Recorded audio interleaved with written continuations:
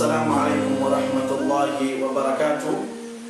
Alhamdulillahi alladhi ja'ala al-layla libasa wan-nawma subata wan-nahara nushura.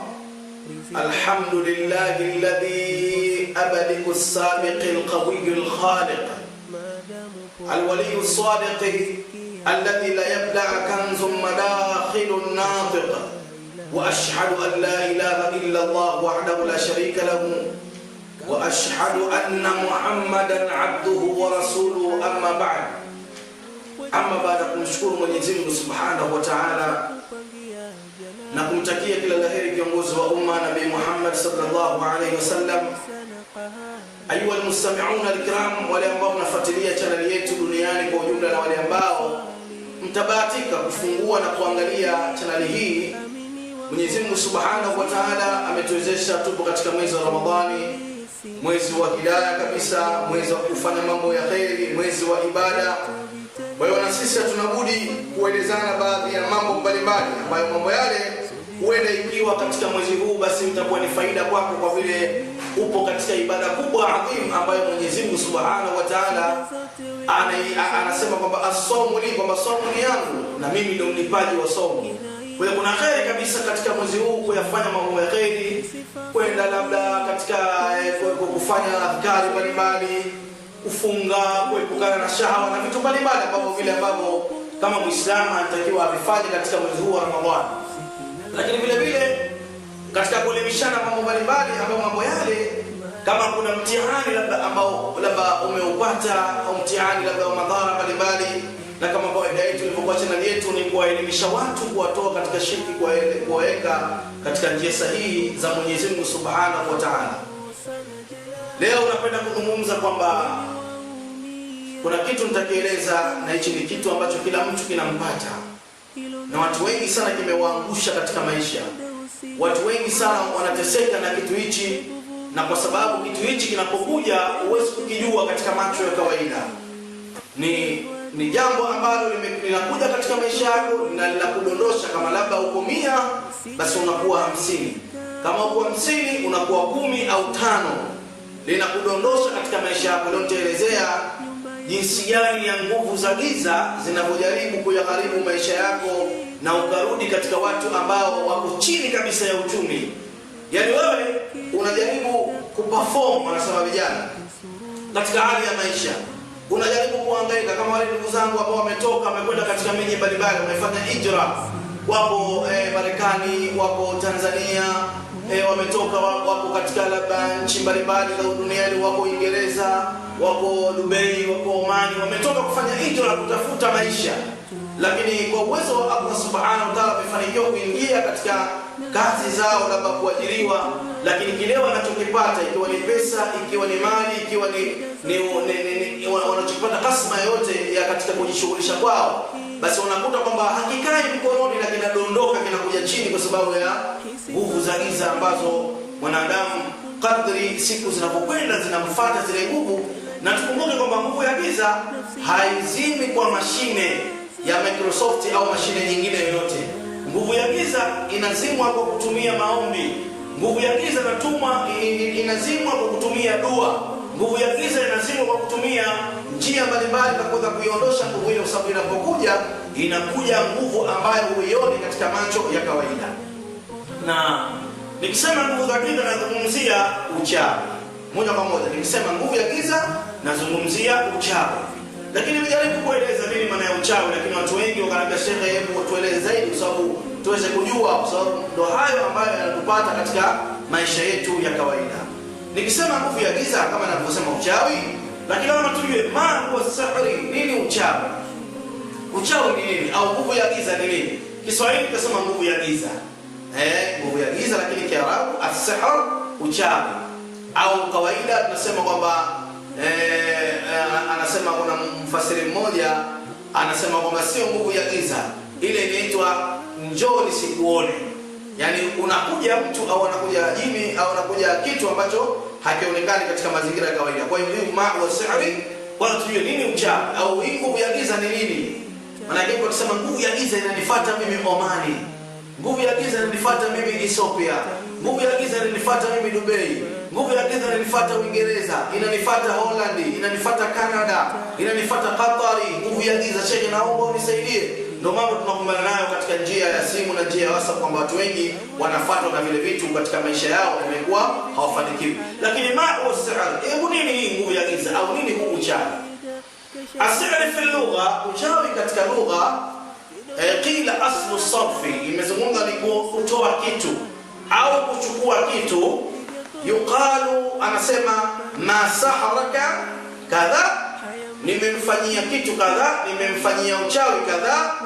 Ai ma sarafaka anhu, yani kwamba nimemfanyia kitu yule mtu muhusika, nikampelekea ile nguvu ya kimazingira, nikampelekea nguvu ya giza. Yani kwamba uchawi, kwamba mtu akisema uchawi kwamba ametumia nguvu ya kishetani au ametumia nguvu ambayo haionekani katika mazingira ya kawaida, alafu akaifanya nguvu ile ikaenda ikatoa kitu katika sehemu yako ya maisha, ikatoa kitu katika duka lako, ikatoa kitu katika ndoa yako, ikatoa kitu, yani kuna kitu fulani kikachukuliwa kiajabu katika, na hata ule uwezo wa kufanya kazi. Mtu anaweza akawa anafanya kazi lakini akawa na wasiwasi sana, akawa hajielewi, akawa anapiga makelele kwenye kazi, akawa maisha yake ni mtihani, akawa anatafuta lakini mshahara wake akiupata hajui anaofanya nini. Na kuna watu wengine hata ule mshahara akiupata, basi kuna mambo yanajitokeza yanasababisha ile pesa itumie, labda mtu anaumwa hafla, yani ni mradi tu kwamba ile nguvu ya giza ile pesa yake aliyoipata iharibie, yani itoke tu, yani kwa mazingira ambayo si ya kawaida. Kwa hiyo qala al-Azhari, akasema Imamu Azhari rahimahullah, Mwenyezi Mungu amrehemu, anasema aslu sihri, asli ya uchawi, asli ya nguvu ya giza, anasema sarfu shay'in an haqiqatihi ila ghairi, ni kutoa kitu katika usawa wake kukipeleka si usawa wake. Kwa mfano, labda wewe, labda mtu mzima, labda au kijana, au labda mwanamke au mwanamume, labda una maisha yako mazuri, labda una nyumba nzuri, labda umepata kazi nzuri, labda umekwenda kuangaika maisha, umefika katika nchi ile, labda kama ndugu zangu ambao wametoka, wamekwenda Uingereza, wamekwenda Holland, wamekwenda Canada, wamekwenda nchi mbalimbali, lakini wamehitaji, wamehangaika, wamekopa pasipoti manini, wamefika labda kwenye kazi, kwenda kutafuta kazi, lakini kumbe ile kazi ambayo wao umeipata au ile mji ambao wao umefika, basi sarfu shay'in, basi mchawi anaweza akachukua kitu katika maisha yako, kwamba ili mradi wewe usifanikiwe, akakuletea nguvu ya giza kule. Kwa wao unaota mandoto mabaya,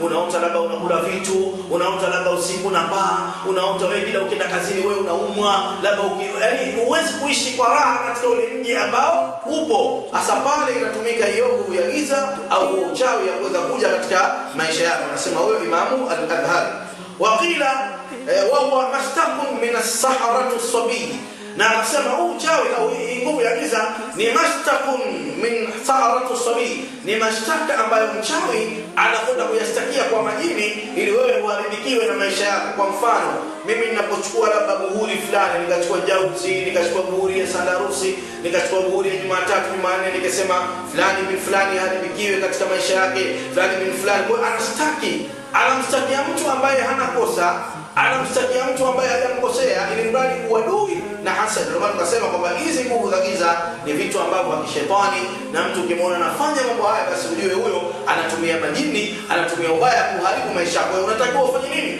Cha kufanya nitakuja kukuambia kwamba ili nguvu za giza katika maisha yako udhibiti, basi unatakiwa upite njia kadhaa, ili mradi maisha yako yawe kama kawaida, yasirudi chini, yawe standard ile ambayo wewe unataka kumlilia Allah asije akayadondosha maisha yako. Sababu maisha yako mengi yameharibiwa, au maisha yako kwamba kila ukitafuta lakini watu wanagonga, wanapiga, ili mradi kurudi katika hali yako ya kawaida. As-sihr, uchawi au nguvu ya giza, al-ukhdhatu ni kuchukua, wa kullu ma latfu ma akhadha, na kila chote ambacho kinachochukuliwa kwa uchawi, basi hicho kinaitwa ni uchawi. Yani akichukua jicho lako, kuna watu wameonekana labda wana macho mazuri, basi mtu anaweza kuliroga jicho likapofuka kabisa kwa uchawi na nguvu za giza. Kuna mtu labda alikuwa ana nywele nzuri, Mwenyezi Mungu alimpa nywele nzuri, kila mtu Mwenyezi Mungu anajua alivyomuumba mwenyewe, na uzuri wake. Mwenyezi Mungu anasema laqad khalaqna al-insana fi ahsani taqwim, tumemuumba wanadamu kwa umbo lililo bora. Lakini mtu akamwona fulani bana mtoto wake mzuri, ana nywele nzuri kadhaliwa, akaenda kwa nguvu ya giza akazikata nywele, mtoto kawa haoti nywele tena. Labda fulani yuko hivi, anajiona familia ile anajiona, kwa hiyo kuchukua akaenda katika familia ile akawatia mashaka, wakawa hawafanikiwi, wakawa wamekaa ndani. Kuna familia ziko ndani, mtu hagongi hata hodi, hata kusema nyumba hii labda nioe mimi. Wapo watu, kuna watu hata wakiolewa basi wanarudi makwao, wanakaa ndani kila siku, wali wamo, hawaolewi kwa sababu ya nguvu za giza. Kuna watu leo watu wanafanikiwa na maisha, wanapata makazi, lakini ili mradi familia ile isifanikiwe, basi wamekuwa ndani kwa sababu ya nguvu za giza. Kwa hiyo lazima tujinasue katika hili jambo. Waqala Ibn Qaris, na akasema Ibn Qaris anasema qala qaumun, Ibn Qaris akasema kwamba huwa ikhrajul batil fi suratul haqi, hizi nguvu za giza au uchawi ni kuileta ile batil, kuifanya ni ya haki. Kwa mfano nikisema batil kwamba uchawi ni batil, uchawi ni haufai, uchawi hizi nguvu za giza hazifai, lakini mtu anazifanya kwamba zionekane kwamba hizi ni za kweli, zinapamba. Na ndio maana ukasema kwamba hawa wachawi wanasababisha vile vitu ambavyo vizuri wanavipamba. Kwa mfano labda utaambiwa wewe ingia katika ngoma, ukiingia katika ngoma labda utafanikiwa, labda kuna vitu ambavyo kuna vitu ambavyo labda ukivifanya utakuwa tajiri, kuna vitu labda ambavyo ukivifanya labda utakuwa wewe una mali sana. Ina maana unahadaiwa katika sura ya haki, unatolewa unapelekwa katika sura ya batil, na kweli unaweza kukubali ukafanya uchawi na ukamdhuru mtu.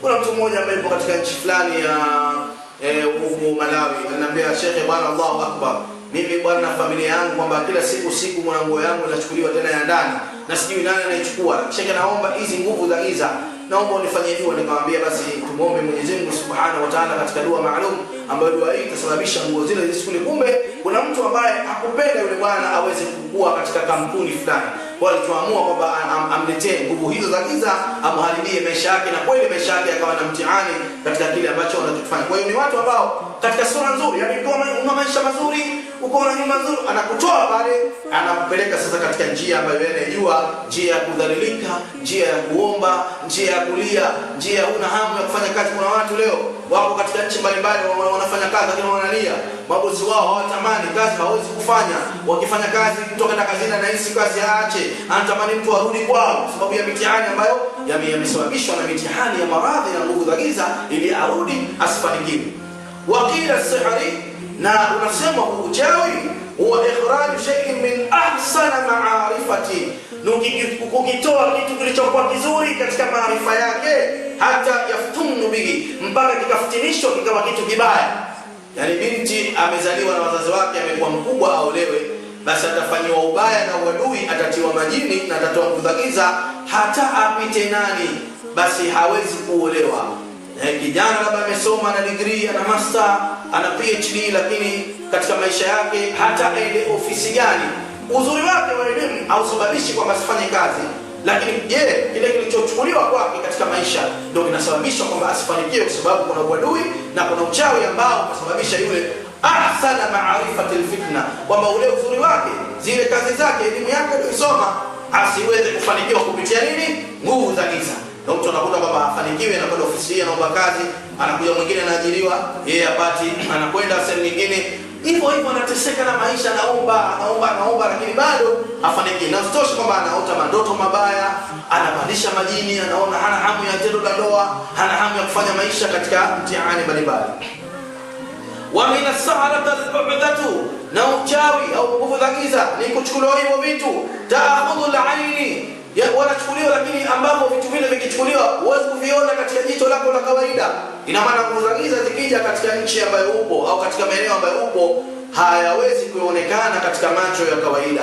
Mchawi anaweza kaingia London, mchawi kaingia Marekani, mchawi kaingia Omani, mchawi kaingia Dubai, mchawi kaingia nchi yote duniani, lakini huwezi kumuona bila aini katika macho ya kawaida, kwa sababu kuna vitu ambavyo wanavifanya, kwa sababu wale wamemkufuru Allah, wamekula yakini kule, washachanjwa, washapigwa chale ambazo unaita adhimatan nairani, zile chale za moto ambazo akiingia hata katika nyumba yako muone, na ndio maana wanapita katika njia tofauti. Lakini wakila, na ikasema huwa amalun yuqarrabu bihi ila shaitan, lakini kwamba hizi amali zote za nguvu za giza ni amali ambazo zinakaribiana sana na zinafanywa sana na mashetani ili wafanye, yani wewe mchawi ili upate kuwa na nguvu ya giza, basi lazima utumie majini. Na ndio maana Mwenyezi Mungu Subhanahu wa Ta'ala akasema kwamba wattaba'u ma tatlu shayatin ala mulki Sulaiman wama kafara Sulaiman walakinna shayatin kafaru yuallimuna an-nasa as-sihr, kwamba Nabii Suleiman hakukufuru, lakini mashetani ndio walikufuru, wanaofundisha watu nini? Uchawi. Kwa hiyo kumwona mtu anatumia nguvu za giza, basi ujue kuna jini nyuma yake anafanya kazi ya hali kumtumikia. Ukimwona jini mwenyewe anafanya uchawi, basi jini huyo anatumwa na Ibilisi. Ni kizazi kile ambacho cha Ibilisi kinakuja katika maisha yako kuletea mitihani mbalimbali. Fa huwa ibaratun, basi huu uchawi au nguvu za giza ni ibara maalum. Imarat huwa afiu sababahu, kwamba inapokuja kwa mtu katika binadamu haina sababu maalum. Kuna watu wanasema mimi ninarogwa, mimi sina kitu, mimi maskini, lakini nafanya uchawi. Ndio, mchawi hana sababu ya kukufanya wewe labda kukuta wewe tajiri, labda akiamua tu kama utajiri wako kuushusha ni sawa. Lakini kuna watu maskini wana viduka vyao wanauza kwa siku 2000, lakini mtu anaweza kumfanyia nguvu za giza au haribie maisha. Kuna mtu labda katika familia nyumba yake mbovu, inyesha mvua, wallahi alazim, wanasema maji yale ndoo zile zinawekwa katika nyumba, lakini akawa anafanya uchawi. Kuna familia nyingine hawana chochote, hata mtu mmoja hajafanikiwa katika maisha, lakini bado mchawi akaweza kuwafanyia uadui. Mwenyezi Mungu Subhanahu wa Ta'ala tunaombea sana ndugu zetu ambao wana shida, hebu vumilia mitihani ambayo unayo wewe. Kama ni maskini, kama ni tajiri, kama labda umeondoshwa kwenye utajiri, unajua unaangalia klipu hii hali ya kuwa unatoa machozi, unalia kwa sababu ya nguvu za giza zimekuharibia maisha yako, lakini istamni bi hayatika, tabassam katika uhai wako. Kuna kitu ambacho utakufanyia, huenda Mwenyezi Mungu Subhanahu wa Ta'ala akakurudisha summa radnahu asfala safilini, ile ambayo wewe maana mpaka hawa washirikina mpaka kuna aya wanakwenda kuzifanya, kuzifikia makaburini, kuzifikia katika mibuyu, kufikia katika maeneo atina, ndipo aya Mwenyezi Mungu fahum la yusiruna, kwamba asione huyu. Subhanallah, Qur'ani ya Mwenyezi Mungu, Qur'ani iliyoteremka katika Nabii Muhammad katika kinywa chake, imetoka Lauhul Mahfudh, leo kuna kuiandika kwamba fahum la yusiruna, huyu asifanikiwe, anakwenda kufikiwa katika mbuyu, na kweli mtu afanikiwe. Subhanallah, ni mtihani katika mazingira haya ya nguvu ambazo Mwenyezi Mungu Subhanahu wa Ta'ala amewapa nguvu ndogo tu, lakini akiwakamata katika uwezo wake, akimkamata yule aliyekufanya ubaya, basi Mwenyezi Mungu amemwahidi, alam ahadi ilaykum ya bani adam an la ta'budu shaytana innahu lakum aduwwun mubin. Nisema tumwambia, sikuambieni nyinyi msimwabudu shetani, mlikuwa mkifanya mambo haya kuwatesa watu duniani mkitumia mashetani. Shetani ni wewe mkubwa, basi hadhihi jahannam alladhi kuntum tu'aduna, ingieni katika moto wa jahannam, basi mtaenda kuchomwa. Basi hapo wewe na majini ambao ulikuwa unawatumia kwa dhuru watu, mtaingia katika moto wa jahannam. Yule uliyemtesa duniani, kuna watu wameteswa, wamekuwa machizi, wamehangaika na maisha, basi dhambi zake umezibeba wewe. Yule aliyemfanya kama hajielewa na pandisha na mtesa kila siku anahangaika, mara kaenda kwa shehe huyu kasomewa, mara kaenda kwa shehe huyu kasomewa, mara katuma pesa kwa shehe fulani kasomewa, bado anatuma pesa kwa mwingine afanye dua, bado mara hivi, bado unamtesa kila siku. Yeye kipato chake anachokipata, kazi yake ni kuwapa watu tu, akawatumia pesa basi. Subhanallah, na hapoi kwa sababu ya wewe unamfanyia madhila, unamfanyia mitihani mbalimbali. Kwa hiyo hii ni ibara ambayo haihitaji mtu kwa sababu ya uadui ambao wanaofanya huyu shetani. Inna min albayani lisihri, kwa sababu katika ubainifu wa uchawi au mambo haya ya nguvu ya giza, wasummiya as-suhur, na ndio maana ikaitwa suhuru, lakinahu yabqa khufyatun akhirul layl. Na hizi nguvu za giza zinakuwa zina nguvu sana katika wakati wa usiku. Wakati wa usiku sana, basi ndio mtihani inaanza, na hata mchana wakati mwingine. Sababu sasa hivi kuna wachawi wa mwendo wa kasi ambao wanafanya uchawi wa mchana, wao wanaitwa mwendo wa kasi B52, wachawi mwendo wa kasi, mabasi makubwa hao wanafanya vitu mchana, sio usiku tena, imekuwa mchana. Sasa anafanya mchana, anakuja kukoroga mchana, unamuona mchana kabisa. Ile mambo ya zamani, si usiku hakuna, siku hizi mchana mtu anapiga, mtu anaruka na umbo mchana, anakwenda katika maeneo mchana kwa sababu ya mitihani ambayo ipo. Wa huwa anna yaf'alu sa'iru ashya'a, kwa hiyo mchawi anapofanya vitu vyake ambavyo anavyofanya yeye, wa maani fayuhilla bil mashhuri, kwa hiyo lazima katika maana yake akifanya vitu yuhilla bil mashhuri, lazima avifiche yule aliyemkusudia asivione. Si unaelewa vizuri? Hizo nguvu za giza akizifanya huyo mshirikina kwamba wewe kama ndio unarogwa, anahakikisha wewe usizione, na ndio maana unapokwenda katika ibada zako kuswali umuone akikufuata nyuma, labda itokee tu kama unaona dalili fulani katika zile dalili ambazo Mwenyezi Mungu akuoneshe. Na ndio maana sisi tunaona dalili, tunawajua kwamba huyu amerogwa, huyu amefungwa hana kazi, huyu labda ameharibiwa kitu fulani. Kuna vitu tunaweza kuona kwa uwezo ambao Mwenyezi Mungu Subhanahu wa Ta'ala aliyotupa katika bayana bisiri, kubaini katika mambo haya ambayo mitihani. Lakini ma hiya biki kadhabi yara saraba min ba'id fayuhillu ilayhi annahuma, kuna watu ambao hata kama mchawi, hata kama wewe uko mbali, basi fayarahu bima, anaweza kuchukua hata maji akayaweka maji sehemu fulani, alafu maji yale akatoa bishara, akasema na mizimu, akaropoka, alafu baadaye sura yako ikaja katika maji. Hilo unaliweza. Kwa maana Sheikh akasema yara saraib min ba'ida fayuhillu ilayhi min ma'i, anaweza kuonekana mtu hata kama yuko London, maji tu Sheikh, au kioo au basia, kioo kinawekwa kioo, basi washirikina wanakuona, si mnaona huyu ndo huyu asiyo yuko nchi gani? Yuko London, apigwe. Huyu unamwona, si ndo huyu? Ndo huyu. Yuko wapi? Yuko Omani huyu. Basi nataka tumfanye nini? Tumharibie maisha. Unapigwa. Kioo anaonekana. Mpaka matambara, yale matambara mekundu, meusi, meupe. Kuna watu ambao wanakwenda kwa washirikina, wakija katika tiba yangu mimi wananiambia tumekwenda sehemu kachukua mshirikina kagonga ukuta tu, basi imekuja sura ya yule mbaya wangu. Kwa nikamwambia mbaya wangu ndio huyo, anahakikisha kwamba hawajui kwamba vile ni vituko vya mashetani na kubadilisha mazingira, na kwamba uchawi una nguvu katika kadari ile. Kwa hiyo Mwenyezi Mungu ana nguvu, wa Jabbar, yeye ndio mwenye nguvu kuliko hawa wachawi, sababu yeye ndio aloumba kila kitu. Qadirun ala ma yurid, yeye ndio kakadiria na kila kitu, na Allah Subhanahu wa Ta'ala amesema kwamba niombeni nitakupeni. Kwa hiyo tunamuomba Allah katika nguvu hizi tuzivunje, na kweli nguvu za uchawi zinavunjwa katika njia hiyo. Lakini waqala al-Fadl al-Zara'i rahimahullah, na akasema Imam Zadr al-Faqari rahimahullah, Mwenyezi Mungu amwirabi, anasema as-sihri, uchawi au nguvu za giza, muhtasab bi kulli amrin yukhaffaf as-sababa, ni amri ambayo inatolewa bila ya sababu maalum. Nishazungumza bila ya sababu, yani mtu ataka maisha mabaya, sababu yake inatolewa tu aharibikiwe. Wa yadri madraku tamubatan wal hal'a wa mata atraqa lam yufidu adamahu Allah. Kwa hiyo ina maana hapo anatakiwa yule aliyehisi dalili.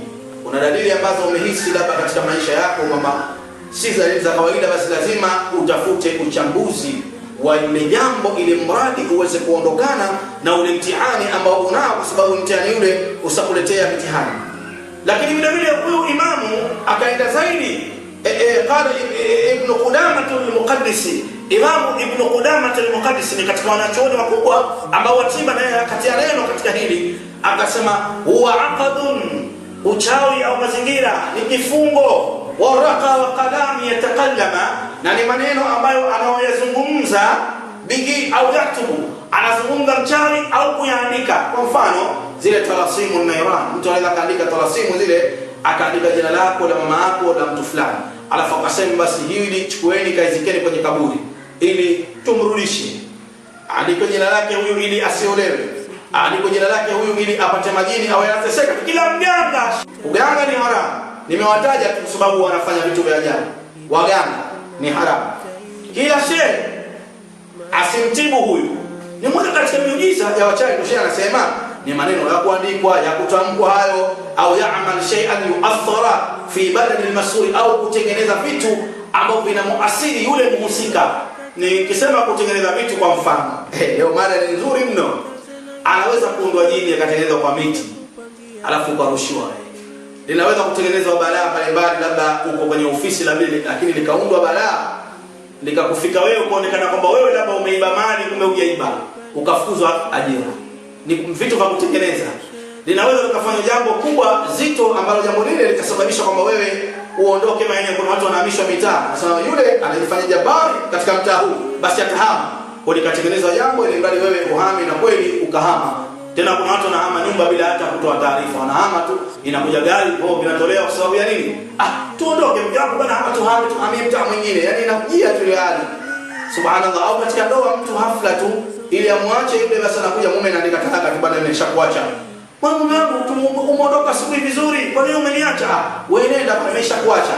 Kumbe kafanywa kitu ile mradi, nguvu za giza zimemharibia maisha yake. Pengine na watoto maskini, ana watoto wake, atakuwa watoto walelewe vizuri, watoto wapate malezi ya baba na mama, lakini kwa sababu ya ule uchawi na uadui akaachwa mwanamke kupitia ubaya. Labda kuna mtu labda alikusudia ndoa ile amwatanishe na mume, akafanya vile ni mradi watoto wapate tabu na yule mume akamzoga akili. Kuna waume wanazoga akili, hawatawa na wake wanazoga akili. Kwa hiyo mwanamume hajitambui, mwanamke hajitambui, familia ile inasambaratika kwa sababu ya huu uchawi. Ndio maana yake shaka nasema au qalbahu, au moyo wake kufanywa mitihani, yani moyo unakuwa unahisi tabu kufanya baadhi ya ibada, moyo unahisi tabu kufanya mambo ya mema, hata mambo ya kheri. Kuna mambo ambayo utakuwa uyafanye, labda kwa mfano utoe sadaka, labda katika Ramadhani kama kuna watu wanahitaji mahitaji maalum ya kuomba, angalau wapate iftari. Wewe ambaye unakula, kuna watu wanakula iftari mpaka wana mali, lakini ule moyo pengine una mali lakini moyo wa kutoa huna, kwa sababu Ibilisi amekubalia kichwani kwamba usitoe mali yako kwa sababu utafilisika. Usimpe yatima atapata kula, kwa hiyo hawana moyo wa kukopa au aklahu au akili. Hata unaweza ukaroga kupitia nguvu za giza kutolewa nini? Akili, ukawa chizi. Wanaitwa sihr al-junun, uchawi wa kutolewa akili. Min ghairi mubasharati, na vitu vingine vinavyotokea katika hizi nguvu za giza. Huwezi kuvitaja vyote, hatuwezi kuvitaja vyote, lakini vinakuja katika njia mbalimbali. Njia ile inakuja kwa namna ambayo inakuja. Kwa hiyo hatuwezi kuvitaja katika mada yetu, tukasema tuvitaje kila kitu, itakuwa muda mrefu sana na tunakwenda kwa time maalum ambazo watu waweze kupata khair.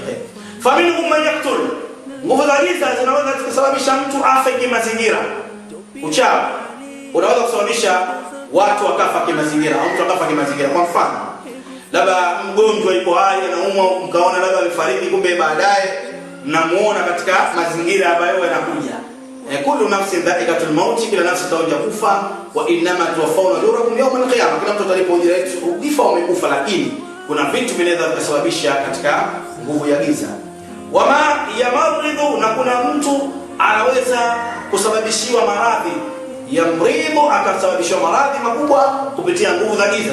Zinaweza kuleta corona, zinaweza kuleta nini? Subhanallah, zinaweza kuleta maradhi ya tumbo, zinaweza kuleta maradhi ya kichwa, zinaweza kuleta maradhi labda ya kuhisi wasiwasi, zinaweza kuleta maradhi labda ya kupiga makelele, zinaweza kuleta maradhi ambayo labda ukajiona labda wewe unauma na tumbo, zinaweza kuleta maradhi kama ukahangaika katika hospitali mbalimbali, lakini maradhi yale bado kila siku unaona wewe unapiga makelele, labda unaanguka, unadondoka. Kwa hiyo kuna maradhi ambayo yanaweza kukupata, na hasa kutembewa na vitu katika mwili, vikatembea vile vitu kaisi labda vile vitu vinatembea katika mwili, au kaisi labda kama kitu kinakufuata nyuma, labda unahisi kama labda mwili unatetemeka. Ndio vitu ambavyo kuna maradhi ambayo yanaweza kukupata. Wama ya'adhu rajulu an amrati, na vile nguvu za giza zinaweza kumchukua mwanamume katika ndoa. Shaeleza hilo. Wa mra'atin fi wata', na vile kwamba mwanamume vile anaweza akachukuliwa katika ndoa na mwanamke akatolewa katika ndoa kutumia uchawi.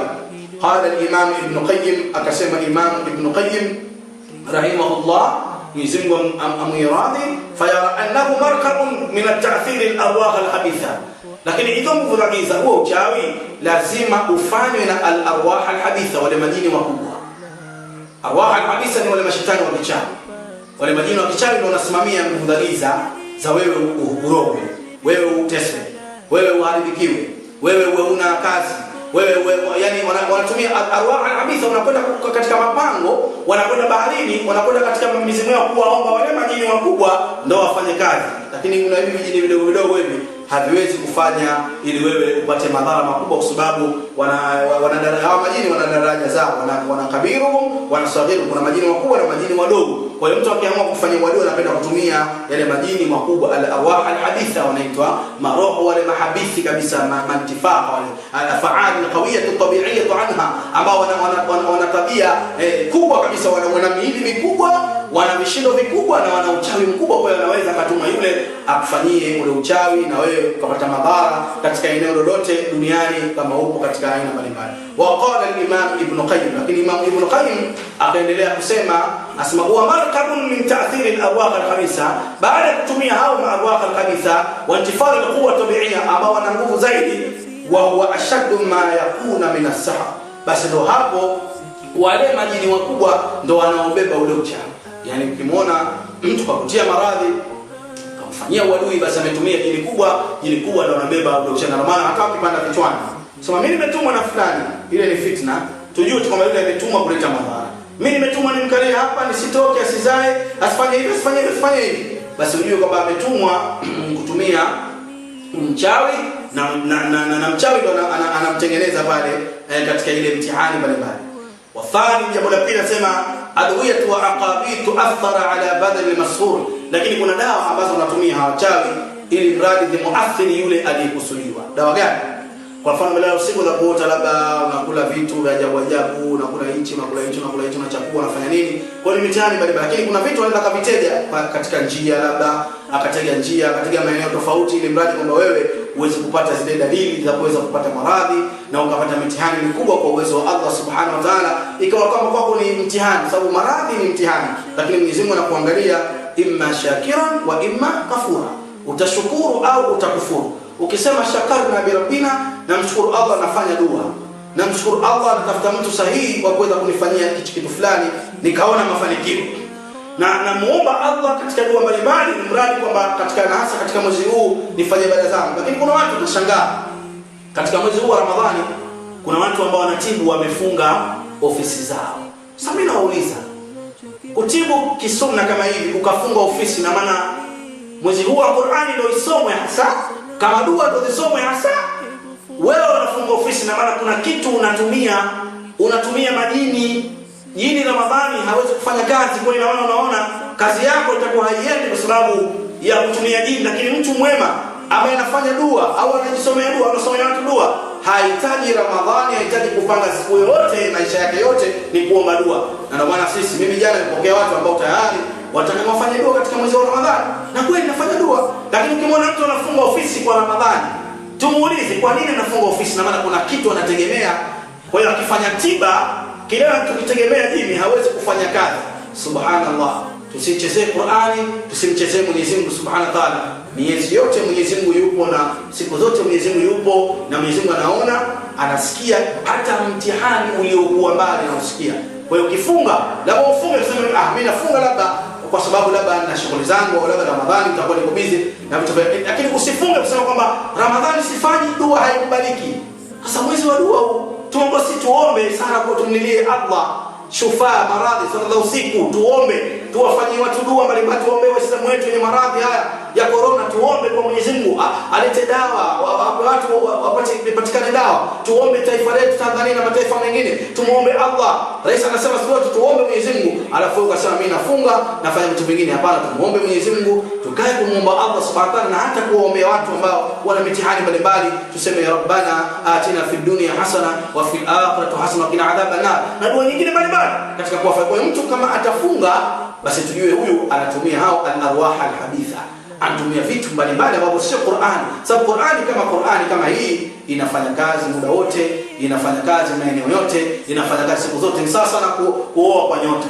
Yaani kama kuoa kwa nyota, ikiwa mtu anatibu hivyo ni kama kuoa kwa nyota. Tibu, lakini anasema kwamba nyota fulani usioe, nyota fulani usioe ni haramu. Nisema anasema kwamba innamal khamru wal maisir wal ansab rijsun min amali shaytan. Kutizamia kamari, kuangalia vitu ni mambo ambayo shetani anafanya. Tunaendelea katika mada yetu. Leo tuko hapo katika maimamu hao kuelezea kudhaliza na jinsi gani kujitatua kwa uwezo wa Allah Subhanahu wa Ta'ala. Qala al-Imam al-Qurtubi, akasema Imam Qurtubi rahimahullah tabaraka ta'ala, وضعب عاملة المعظمة ومن معه من أصحاب الشافعي أن السحر تخيل وإيمانه وكل شيء عن عبرة كما هو. Anasema kwamba hii sihiri ni kitu ambacho kinapenyezwa katika njia za mkato. Nikisema njia za mkato, nadhani mshanielewa njia za mkato, ambazo njia hizi basi wallahi alazim haziwezi kuzuilika isipokuwa quwwatillah, uwezo wa Allah. Nikisema uwezo wa Allah kwa sababu kuna dua maalum za kuweza kuzuia mikato kama hii ambayo mtu ataitumia kukuletea katika mtihani ambao upo. Ina maana kuna mikato unaifanya mikato, na wewe unatakiwa ufanye mikato maalum, ambayo mikato ile umuombe Allah Subhanahu wa Ta'ala ili mradi Mwenyezi Mungu abatilishe ile sihiri ambayo unayo. Na sihiri hizi tujue kwamba katika mikato ambayo ipo, kuna mikato ya Qur'ani, kuna mikato labda ya dua mbalimbali kama nilivyotuamrisha Bwana Mtume Muhammad sallallahu alaihi wasallam. Lakini nikisema uchawi huu ambao leo nimeuelezea mvudhagiza, ni uchawi wa kudondosha maisha na kumwangusha mtu katika hali ambayo anayo. Kwa hiyo lazima kuna dua ambazo unaweza kuzisoma dua zile, lakini ningependa kuelezea labda uchawi wa kudondosha maisha yako au hizi sihiri ziko ngapi? Watu wanasema ziko 89.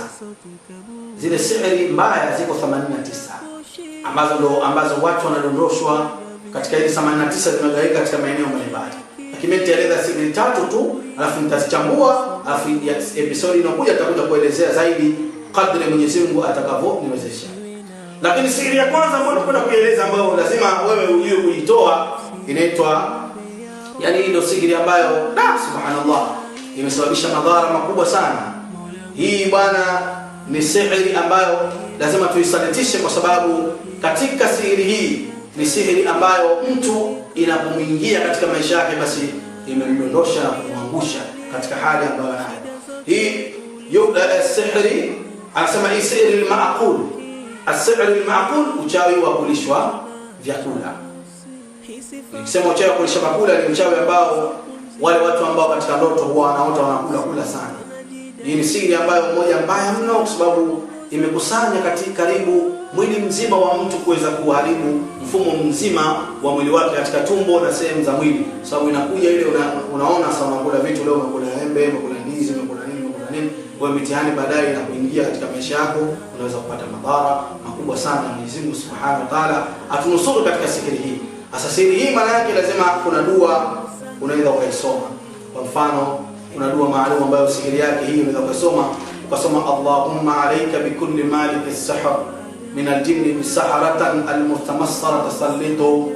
Hii ni dua ambayo unaweza kuisoma ukasema Allahumma a'rik man tusallitu bis-sihr ala ibadika adada, Allahumma waqatilhum badada wa la tu'adhilhum minhum abada, Allahumma wa ahrikuhum hilakin 'adin wa samud, Allahumma wa arjilhum bihijaratan fansuratan mansuratan min ibadika min ash-shayatin ghayri ba'id.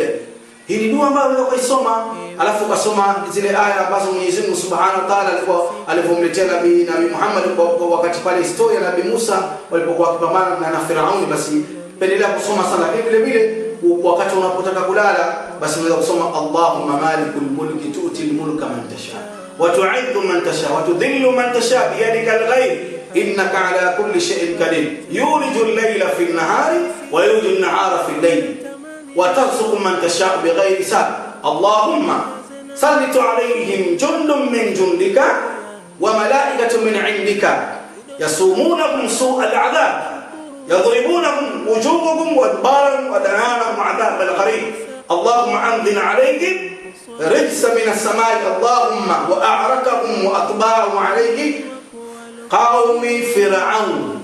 Unaona pale unachukua wewe kule zile aya za Nabii Musa alipokuwa anabishana wale watu wa Firauni, unaonyesha zaidi Mungu wathalitishe hawa kama ulivyothibitisha wale watu wa kaumu ya Nabii Musa kule wa kaumu ya Firauni. Basi na mimi naomba unisalitishie uchawi ambao wa kulishwa vitu vya aina mbalimbali. Huo ni uchawi aina ya kwanza. Lakini uchawi wa aina ya pili ambao unapenda kuelezea ni uchawi huu ambao as-sihri al-mashrub, uchawi wa kunyeshwa. Mtu anaota anakunywa soda, anaota anakunywa vimiminika vyovyote vile, lakini wiki nzima yeye anaota anakunywa. Basi hii ni sihiri ambayo muomba Allah Subhanahu wa Ta'ala katika dua hii, Allahumma abtil kulla sihrin ma'qulin au mashrub, Allahumma abtil kulla sihrin ma'qulin au mashrub. Rudie hata mara 7, Allahumma abtil kulla sihrin ma'qulin wa mashrub, Allahumma abtil kulla sihrin ma'qulin wa mashrub, Allahumma abtil kulla sihrin ma'qulin wa mashrub. Soma hiyo, irudie aya wala mara 27, alafu jipangushe al-mu'awwidhatayn zile aya huwallahu a'udhu billahi katika mwili wako, alafu unaweza ukalala. Lakini zaidi vile pendelee sana kumuomba Allah na kutaka usaidizi. Sio kila kitu tutakufahamisha, tutakuwa tuna muda wa kuelekeza hapa. Unaweza ukaja katika WhatsApp na mashaka nimeona, lakini nataka zaidi usaidizi na naomba shekhe, kama kuna uwezekano basi tusaidiane katika jambo hili, unisaidie katika mtihani, basi nitakupa njia. Kuna njia hizi ni ndogo, kuna njia za siri za ndani, siwezi kuzitaja hapa kwa sababu kutokana na muda, lakini tunawaambia kwamba inshallah biidhnillah tabaraka taala nguvu za giza zinaondoshwa au zinaondoka kwa mtu hata kama yuko mbali na mwezi huu ambao tulikuwa nao. Basi ni mwezi wa dua, mwezi wa ibada, basi mtafute ili tumuombe Allah subhanahu wa ta'ala. Lakini vile vile usisahau kusubscribe channel yetu. Katika channel yetu hii utapata mambo haya na kuweza kujitibu katika maradhi mbalimbali na kuomba dua, na kuna dua mbalimbali ambazo itakuwa kwa ni shufaa. Wassalamu alaykum wa rahmatullahi wa barakatuh.